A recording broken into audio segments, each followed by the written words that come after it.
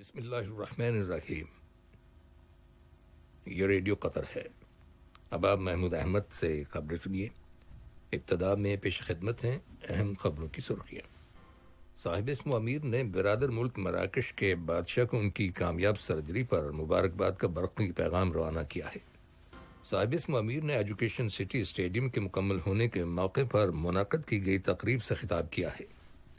وزارت صحت نے اعلان کیا ہے کہ ملک کے اندر گزشتہ 24 گھنٹوں کے دوران کرونا وائرس کے مزید 1783 مریض صحتیاب ہو جانے کے بعد شفا پانے والے افراد کی مجموعی تعداد اب 58,681 ہو گئی ہے، اور قطر نے مشرقی نائجیریا میں کیے گئے حملوں کی شدید الفاظ میں مذمت کی ہے، جن کے نتیجے میں درجنوں افراد ہلاک اور زخمی ہوئے۔ یہ تھی اہم خبروں کی سرخیاں۔ لیجیے اب آپ تفصیل سے خبریں سنیے۔ صاحب اسم امیر شیخ تمیم بن حمد آل ثانی نے برادر ملک مراکش کے فرما روا شاہ محمد ششم کو ان کی کامیاب سرجری پر مبارکباد کا برقی پیغام ارسال کیا ہے، جس میں اللہ تعالیٰ سے دعا کی گئی ہے کہ وہ انہیں اچھی صحت اور تندرستی عطا فرمائے۔ نائب امیر شیخ عبداللہ بن حمد آل ثانی نے بھی اس موقع کی مناسبت سے شاہ محمد ششم کو مبارکباد کا تار روانہ کیا ہے۔ صاحب اسم امیر نے ایجوکیشن سٹی اسٹیڈیم کے مکمل ہونے کے موقع پر منعقد کی گئی تقریب سے اپنے خطاب میں قابل قدر میڈیکل سٹاف اور ان تمام ٹیموں کے سٹاف ممبران کو مبارکباد پیش کی ہے جو ملک کے اندر کرونا وائرس کے خلاف جنگ میں پیش ہیں۔ اسٹیڈیم کے مکمل ہونے کی آن لائن تقریب کا حال بی ان اسپورٹس نے پیش کیا ہے۔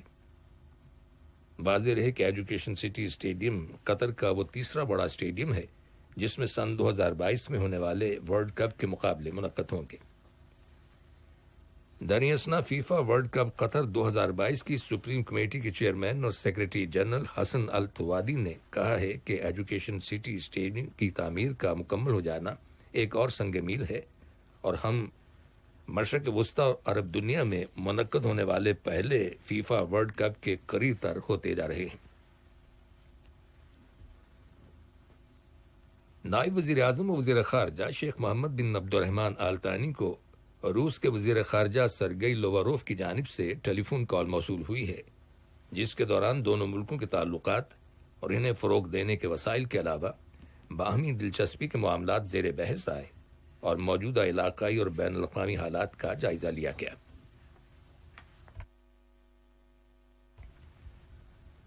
سوشل ڈسٹینسنگ کی پریکٹس کا احترام کرتے ہوئے قطر کی مشاورتی کونسل کا ہفتہ وار باقاعدہ اجلاس منعقد ہوا ہے، جس کی صدارت کونسل کے اسپیکر احمد بن عبداللہ بن زید آل محمود نے کی۔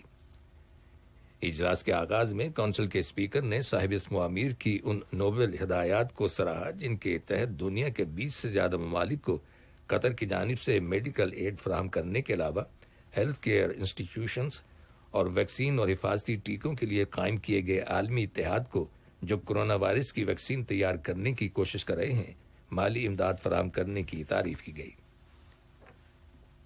مشاورتی کونسل کے اسپیکر نے کرونا وائرس کی روک تھام کے سلسلے میں حکومتی کوششوں، خاص طور پر کرائسس مینجمنٹ کی سپریم کمیٹی اور وزارت صحت سمیت تمام وزارتوں کی جانب سے کی جانے والی کوششوں کی بھرپور تعریف کی۔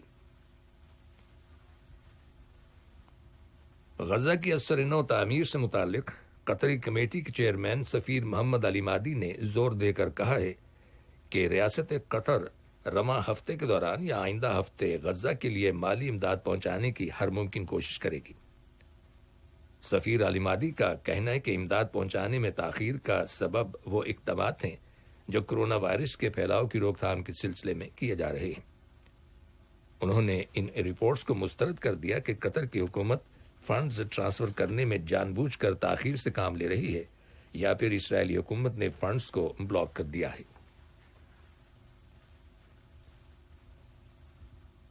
وزارت صحت نے اعلان کیا ہے کہ ملک کے اندر گزشتہ 24 گھنٹوں کے دوران کرونا وائرس کے مزید 1783 مریضوں کے شفا یاب ہو جانے کے بعد صحت یاب ہونے والے افراد کی مجموعی تعداد اب 58,681 ہو گئی ہے۔ وزارت صحت نے 1,274 نئے کیسز رجسٹر کیے جانے اور 3 مریضوں کے انتقال کر جانے کی بھی تصدیق کی ہے۔ یہ خبریں ریڈیو قطر سے نشر کی جا رہی ہیں۔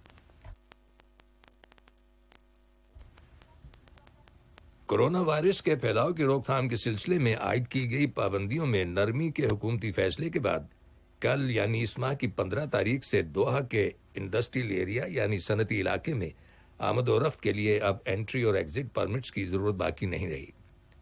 تاہم احتیاطی تدابیر کے تحت بسوں کے اندر ان کی کل سیٹس کی نصف تعداد سے زیادہ لوگ سوار کرنے کی اجازت نہیں ہوگی اور مسافروں کے پاس گرین اعتراض ایپ کا ہونا ضروری ہے۔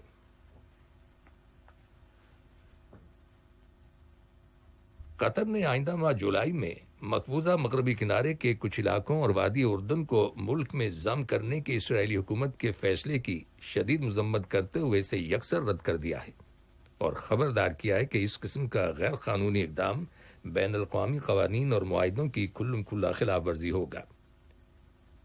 جنیوا میں اقوام متحدہ کے دفتر میں قطر کے مستقل مندوب سفیر علی خلفان المنصوری نے عالمی برادری سے کہا ہے کہ وہ اسرائیل کے اس فیصلے اور اس کی بین الاقوامی قوانین کی مسلسل خلاف ورزیوں کا سختی سے نوٹس لے اور انہیں روکنے کے لیے ہر طرح کے ضروری اقدامات کرے۔ ریاست قطر نے مشرقی نائجیریا میں کیے گئے حملوں کی شدید الفاظ میں مذمت کی ہے جن کے نتیجے میں درجنوں افراد ہلاک اور زخمی ہو گئے۔ وزارت خارجہ کی جانب سے ایک بیان میں حکومتی موقف کا اعادہ کیا گیا ہے کہ قطر دہشت گردی اور تشدد کے واقعات کو مسترد کرتا ہے، خواہ ان کی وجوہات اور مقاصد کچھ بھی کیوں نہ ہوں۔ وزارت خارجہ کے بیان میں ہلاک شدگان کے خاندانوں اور نائجیریا کی حکومت اور عوام سے تعزیت اور زخمیوں کی جلد صحتیابی کے لیے نیک تمناؤں کا اظہار کیا گیا ہے۔ روس کے دارالحکومت ماسکو کی ایک عدالت نے امریکہ کے سابق فوجی اہلکار پال ویلن کو جاسوسی کرنے کے جرم میں 16 سال قید بامشقت کی سزا سنائی ہے۔ اس فوجی کو تقریباً 1.5 سال پہلے ماسکو میں ایک ہوٹل سے حراست میں لیا گیا تھا۔ اس سے روس کے بارے میں کچھ خفیہ معلومات پر مشتمل سامان بھی برآمد ہوا تھا۔ واضح ہے کہ پال ویلن کے پاس امریکہ کے علاوہ برطانیہ، کینیڈا اور آئرلینڈ کی شہریت بھی ہے۔